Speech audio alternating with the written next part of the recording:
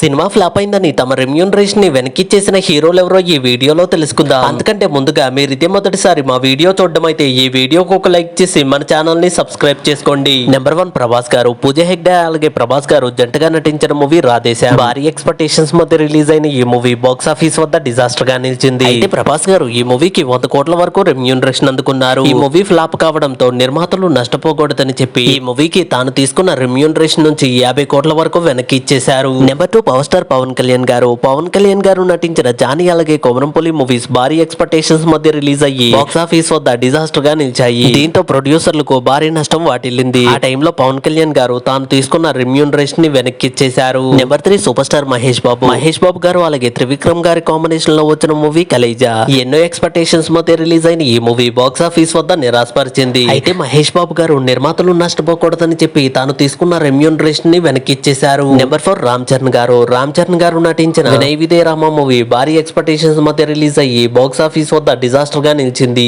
అయితే ఈ movie buyers నష్టపోవడంతో రామ్ చరణ్ గారు తాను తీసుకున్న రెమ్యూనరేషన్ నుంచి 5 కోట్ల వరకు వెనక్కిచ్చేశారు. ఈ వీడియోకి ఒక లైక్ చేసి వీరిలో మీకు ఇష్టమైన హీరో ఎవరో కామెంట్ చేయండి. అలాగే వెళ్తూ మన ఛానల్ ని కూడా సబ్స్క్రైబ్ చేసుకోండి.